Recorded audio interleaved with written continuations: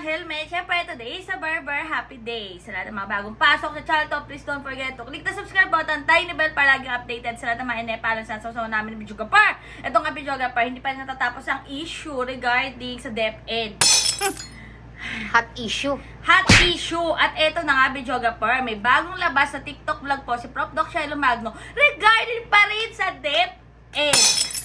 Hi, DepEd! Kanina nga, nagkukwentuhan kami ng nanay ko, videographer, regarding DepEd. Siyempre, di ba, mga retiradong guru sila ng DepEd. Diba? Public school teacher. Sabi niya, bakit daw hindi na lang daw ako mag-apply sa DepEd? Tapos? Ha? Pero syempre, di ba, videographer, nurse tayo, pero may mga units tayo sa education, kaya pwede tayo mag-turo. Diba? Mga ganon. Basta may 18 units ka before, mapasa mo yung let, pwede ka mag-turo. Ganon.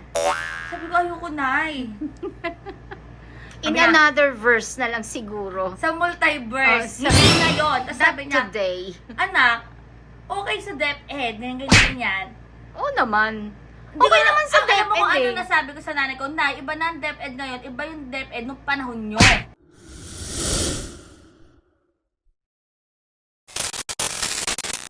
Kung nung panahon nyo, okay pa, kaya pa, pero ngayon, sa panahon ngayon, hi, Diyos me, ang gulo-gulo, videographer. At bago ako mag-apply dyan, gusto ko, videographer, yung pinaka-leader, di ba? Yung leader. Oo, yung leader, talagang may kakayahan at mas magaling pa sa akin. Doon level, videographer. Kasi paano kita susundin? Kung feeling ko, mas magaling pa ako sa'yo.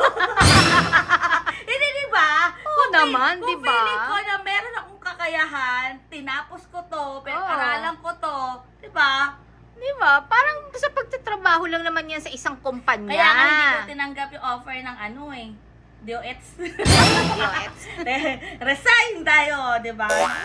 Naku talaga. Pero yan nga mga kabatang helmet. Panoorin niyo po muna yung TikTok vlog ni Prof. Doc Shelo Magno.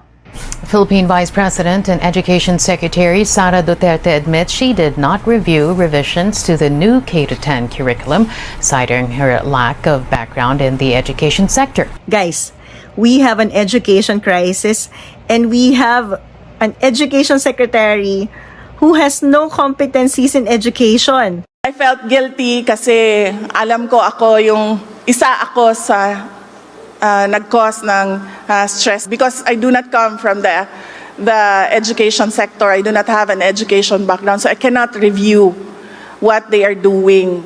And I rely on their expertise and all the stakeholders who did the review.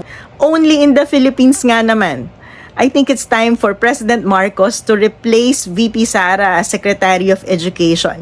He owes it to us as taxpayers to ensure that the best person, most knowledgeable, most competent person is running the Department of Education. Pamumulitika po ang pag-appoint ng tao na walang competency para sa posisyon. At ngayong may education crisis tayo, responsibilidad nyo pong siguraduhin na yung pinaka-competent person ang nakaupo sa Department of Education. Para nyo na rin sinabi na kung may construction project tayo, okay lang mag-hire ng foreman na walang idea sa construction. Di ba nakakatawa yon? And here we are talking of our education sector. Kaya please lang, pakipalitan na po si VP Sara as Department of Education Secretary. Panood yun na po yung bagong upload ni Prof. Doc Shelo Magno regarding nga sa Secretary ng DepEd, sa DepEd. May naunang video si Prof. Doc Shelo Magno kung saan in-explain niya regarding sa miseducation. Oo. In terms pa rin sa DepEd. Doon sa mga hindi nakapanood mga bata helmet, eto, panoorin nyo muna kasi magka-connect yan dito sa bagong upload niyang video. Sa palagay niyo po, kailangan na nga bang mag-resign ni VP Sara bilang Secretary ng Department of Education? Sa patuloy na bangayan sa pagitan ng mga Duterte at Marcoses na iipit ang programa ng edukasyon sa Pilipinas, kalalabas lang po nitong EDCOM 2 report. Ano po yung EDCOM 2? Ito po yung Congressional Commission on Education, a joint body na binubuo ng mga representatives mula sa House of Representatives, mga congressman natin at mga senador. At ang responsibilidad po nila ay mag-conduct ng evaluation ng state o kalagayan ng ating educational system. At sa report pa lang po, makikita natin yung title, Miseducation, the Failed System of Philippine Education. Alam po nating lahat na napakahalaga ng role ng edukasyon sa atin. Kung patuloy na nagfe-fail ang ating educational system, patuloy na mawawala ng pagkakataon ng maraming tao para iahon ang sarili nila sa hirap. Ano po yung nilalaman ng report? Tingnan natin sa basic education. Ano yung mga kasalukuyang problema na kailangang solusyonan? Nandyan po yung nabanggit na kailangan mag-procure ng mga libro dahil walang sapat na libro ang ating mga estudyante. Hindi po sa may kakulangan sa budget, pero may problema sa proseso ng procurement. Nandyan din po yung problema sa pag-conduct ng mga assessment na dapat daw ay 27 assessment ang magagawa, ngunit may problema sa 24 assessment na sana ay mag-guide sa policy making and long-term planning ng education sector.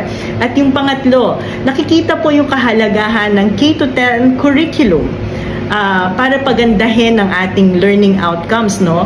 Pero nakikita pa rin yung maraming problema na kailangan ng suporta ng ating mga guro. Merong time constraints, pero may incomplete teaching and learning resources at limited facilities para maging epektibo to. Mula po nung umupo si VP Sara bilang Secretary ng Education, ang pangunahing na dinig natin sa kanya ay ibalik ang ROTC.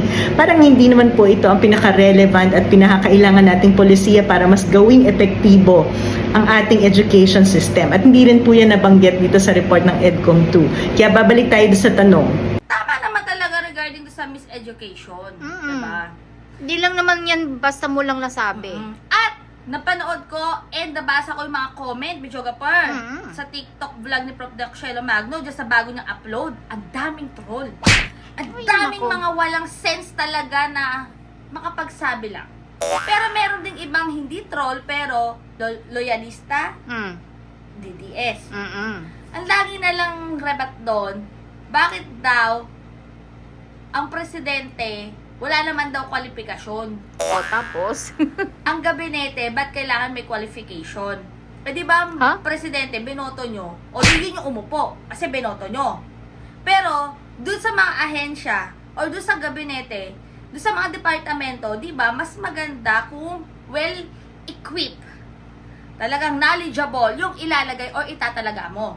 Oo naman. Ayon sa aking pagkakatanda, di ba naging secretary din ng DA o Department of Agriculture si PBBM? Oo. Pero umalis din siya, bumaba. Oo. Yun yung mga kapanuhunan na nagkaroon ng talagang shortage sa bigas. Di ba, Bichogapur? Nagkaroon ng mga issue na hindi talaga makuha ang 20 pesos na bigas. Hindi, ilusyon na lang yun. Kaya nga, di ba sabi naman yan, di ba parang Yun yung wala panahon na naman mag-i-import pa ng bigas. Oo. Samantalang rice producing country tayo. yes. Kaya ngayon, iba na yung secretary ng DA. Tapos, tinalaga nga niya si VP Sara or si Madam Sara Duterte bilang secretary naman ng Department of Education. Oh, na gusto puro ROTC. Oo, yun yung una niyang gustong i-implement talaga. Mag-upo niya. At ayan na nga, based dyan sa in-upload ni Prof. Doc Shelo Magno, mismong galing na po kay Madam Sara Duterte na wala siyang background regarding dyan sa education. Kaya parang sumunod na lang siya doon sa mga nandun. Kung Bakit paano ba- yung system. Bakit Diba? ba napunta sa kanya yung posisyon? Hindi ko rin alam, pero diba dati, ang gusto niya talaga, yung parang sa National of Defense, Department of National Defense. Pero doon siya talaga sa gabinete, diba? Baka gift. Gift. Baka may nakita sa kanyang potensyal si PBBM, kaya doon siya nilagay. Pero ayan na nga, galing na nga sa kanya mismo, no, na hindi talaga niya alam, wala siyang background regarding dyan sa education. So, ngayon, mga kabatang helmet, may crisis nga daw talaga in terms sa Department of Education or regarding sa sistema ng edukasyon dito sa Pilipinas. Meron naman talagang krisis eh. Matagal Sa na. buong Pilipinas na. Matagal na ang krisis, pero lalong mas Lumala. ramdam yung krisis ngayon, mas lumala. Diyos ko, facilities, structure, infrastructure, mga materials, diba? Reading materials, schools. Alam, ang daming aspeto, Bichogapur. Bakit tayo nakatuon sa ROTC? Para tayo tanga, no? Oo. Ginagawa na lang tayong tanga. Ang sakit isipin, ang sakit sabihin, pero yan yung nangyayari. Yan yung realidad. Pero kawawa yung ano ngayon ang henerasyon ngayon na Oo. nag-aaral. Oo, may Google, may mga search engine. Oh, may YouTube oo. University. Yes, pero iba pa rin kasi kapag sa apat na sulok ng silid-aralan mo natutunan itong mga bagay na to, na dapat yan yung pinagtitibay ngayon. At Kasi- kailangan ng guro matino. Ay, oo.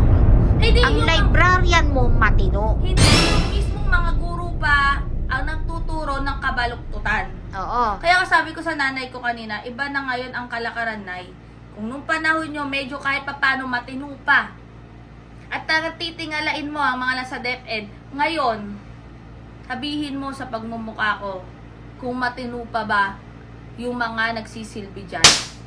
Bakit hindi tayo magsasalita? Taxpayer tayo eh.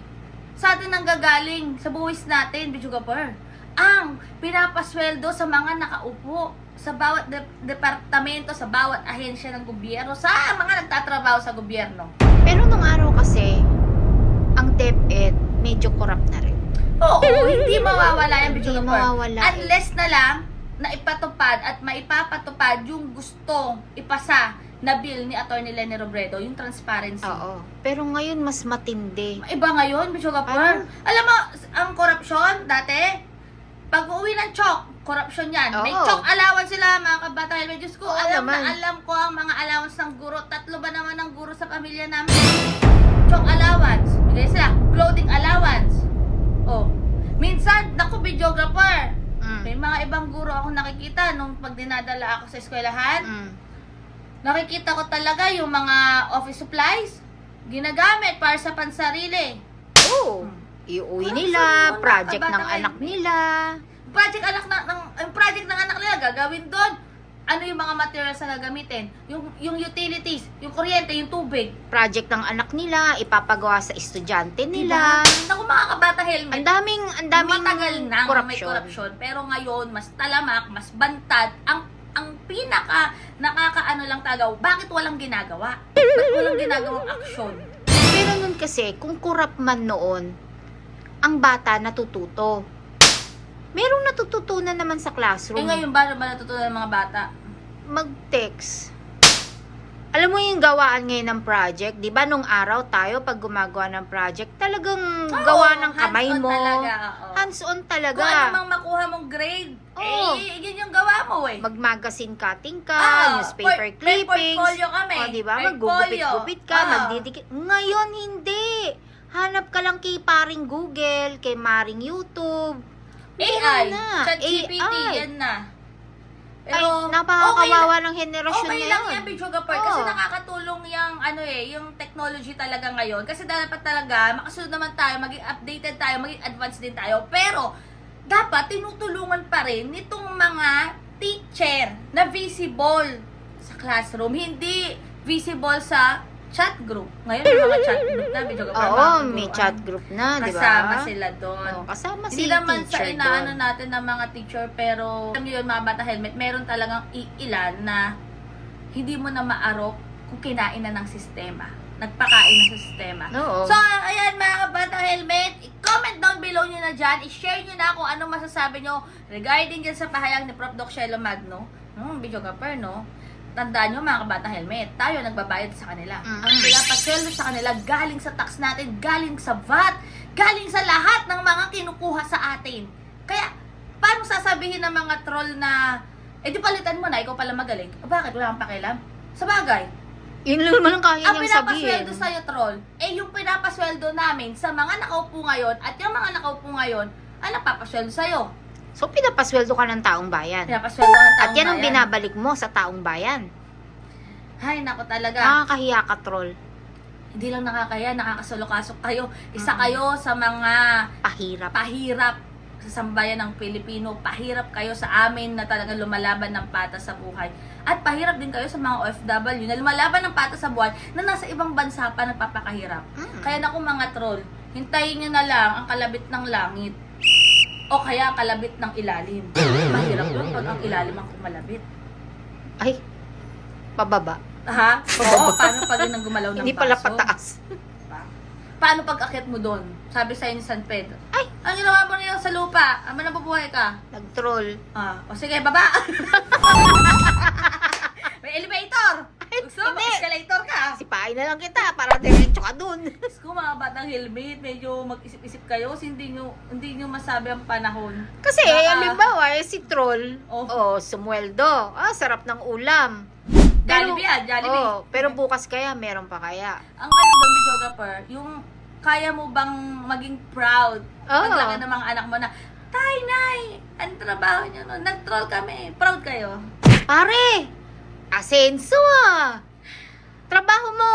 Balita Baka ko- naman. Balita ko, nag-travel naman, videographer. Nag-travel. Naglakbay. Wow, pare. Okay, mga bata helmet, stay happy, stay healthy, stay safe tayo as always.